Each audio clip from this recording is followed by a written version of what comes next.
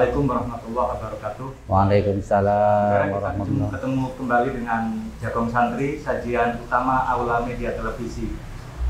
Kali ini kita berada di Pondok Pesantren Raudhatun Nasihin asuhan Kiai Haji Zainul Arifin Arif.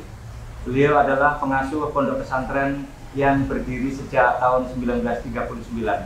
Bersama kita kali ini Gus Nasiruddin mewakili pondok pesantren Raudhatun Nasihin untuk kita berbincang-bincang soal kaitan Hari Santri dan perjuangan almarhumlah Kiai Arif Hasan dalam membangun masyarakat di Mojokerto dan sekitarnya.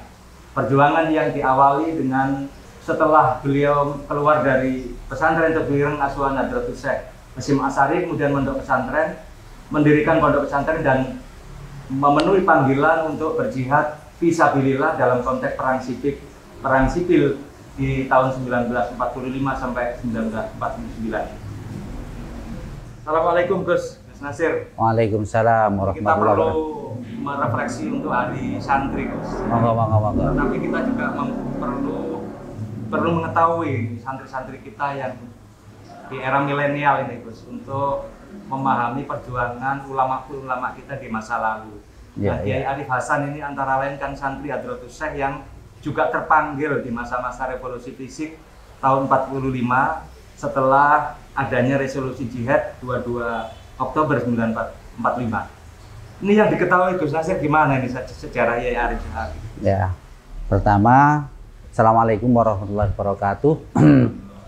Almarhumlah Romo Kiai Haji Arif Hasan itu adalah beliau santrinya Hadri Syekh Romo Kiai Haji Hasyim Asy'ari. Kemudian beliau itu sangat tawadhu, sangat taat terhadap petuah-petuah dari beliau.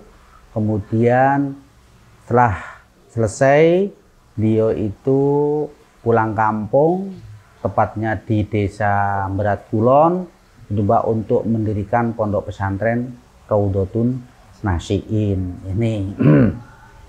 Dan alhamdulillah beliau mendapat suatu kepercayaan dari masyarakat sekitar sini, sehingga berduyun masyarakat untuk membantu secara fisik munculnya pondok pesantren ini.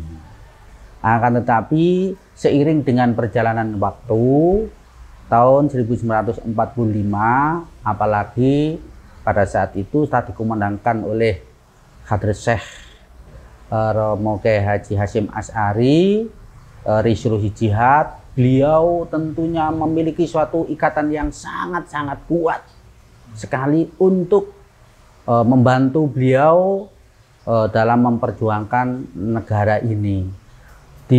Beliau juga mencurahkan tenaga, pikiran, dan juga harta bendanya bersama para santri dan juga koleganya untuk sama-sama menghadang penjajah pada saat itu.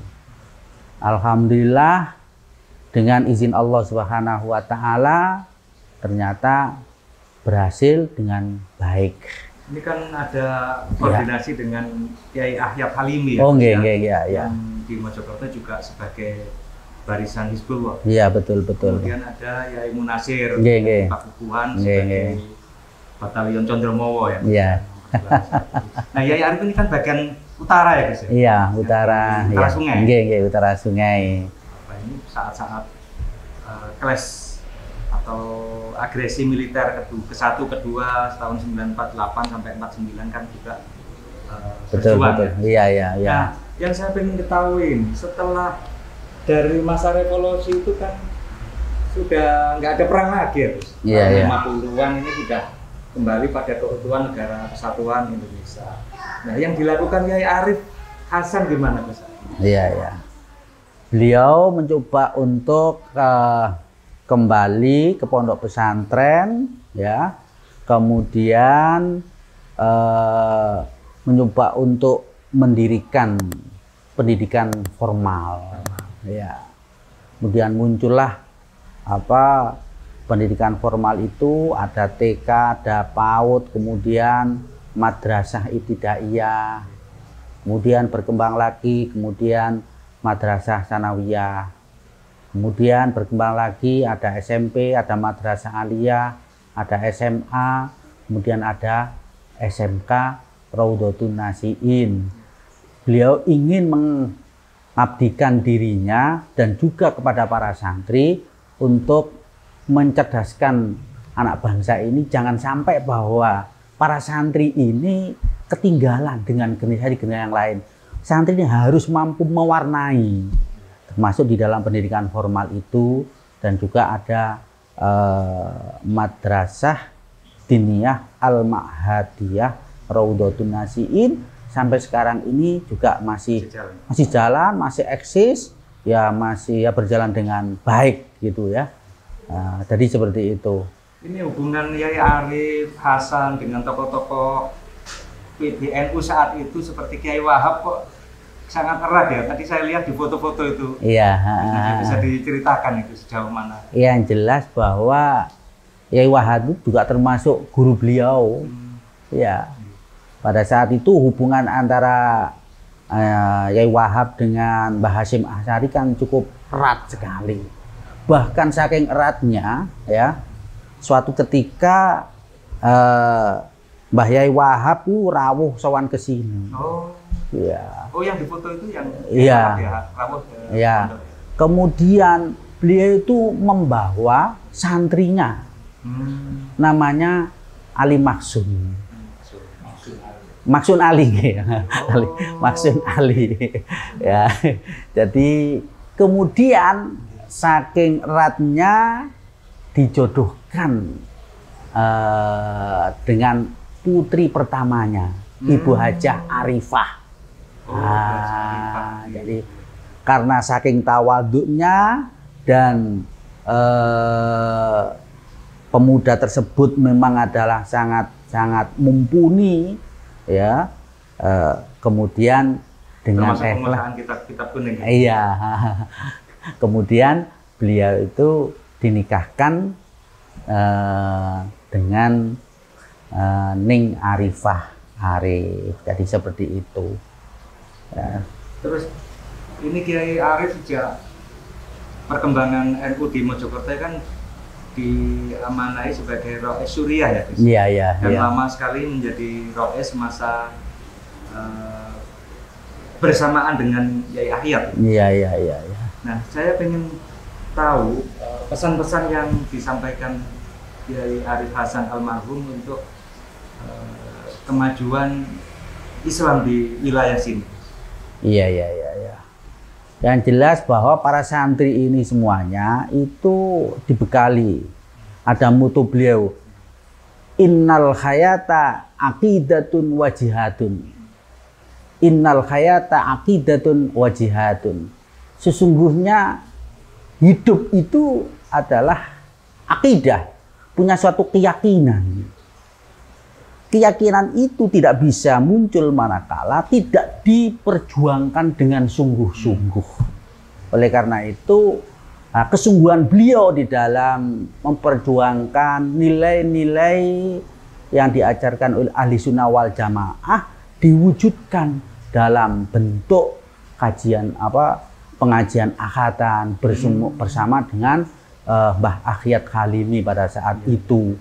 Bahkan ya jamaahnya sangat luar biasa ya. Putra beliau menika Romo Kyai Haji Zainul Arifin itu punya keahlian untuk membuat pemancar. Disuruh membuat pemancar, pemancar radio pada saat itu. Ternyata ada orang Pasuruan itu datang ke sini lapor kalau beliau itu berikrar untuk menjadi santrinya Romo Yai. Karena apa? Karena mengikuti pengajian beliau melalui radio itu. Sangat luar biasa. Artinya bahwa pengajian yang dilakukan oleh Romo Yai Arif Hasan itu tidak hanya di kalangan Mojokerto, akan tetapi juga wilayah-wilayah sekitar Mojokerto, Pasuruan, dan ke arah timur sana itu pun juga bisa diikuti dengan baik. Jadi saya ini adalah santrinya Romo Kyai Haji Arif Hasan. Melalui bagaimana? Melalui pemancar itu. Jadi Jadi seperti itu. Ya, terus ini di tengah-tengah pandemi ini kan kita memperingati Hari Santri tanggal 22 Oktober 2020. Ini pengen tahu pesan-pesan yang disampaikan dari pengasuh pesantren Rodotul Nasihin, terus untuk bukan hanya untuk santri sini, tetapi untuk masyarakat umum dan santri di Indonesia. Terus Gus. Ya, yang jelas bahwa santri ini adalah harus memiliki sebuah semangat yang sangat luar biasa di dalam mengisi kemerdekaan ini.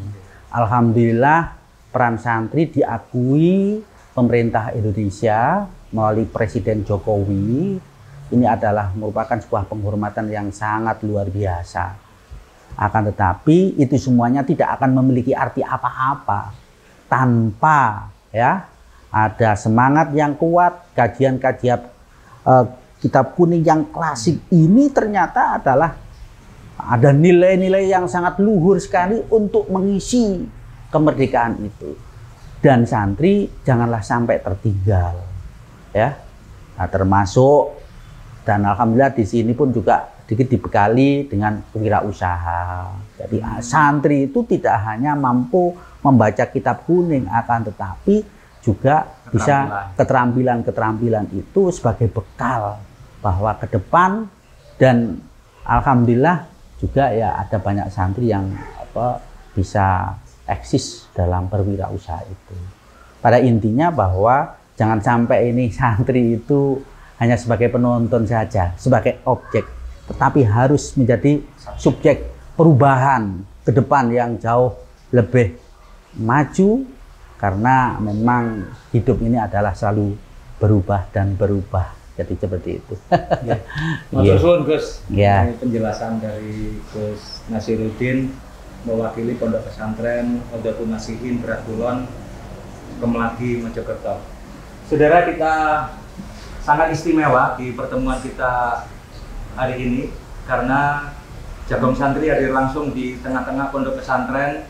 Dan kebetulan kami didampingi juga Kiai Zainul Arifin Arif, beliau pengasuh Pondok Pesantren Rodotul Nasihin. Barakallah. Dan kita ngobrol-ngobrol dengan Gus Nasiruddin.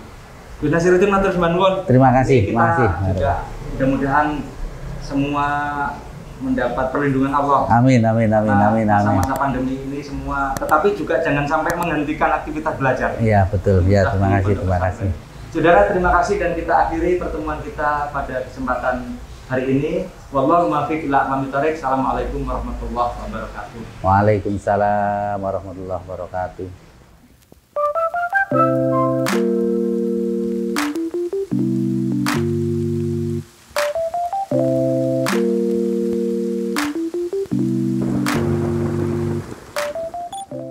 Kami mengucapkan terima kasih pada Pak Mahros, owner Batik Ronggo Mukti Kerasan Probolinggo. Ternyata nyaman ini kiriman untuk kita pakai pada saat ini. Terima kasih Pak atas supportnya pada acara Jagong Santri, sajian utama Aula Media Televisi saat ini. Dan terima kasih sekali lagi karena Pak Mahros juga mengembangkan ekonomi kreatif di kalangan warga Nahdliyin. Sekali lagi mudah-mudahan sukses untuk Batik Ronggo Mukti Kerasan Probolinggo.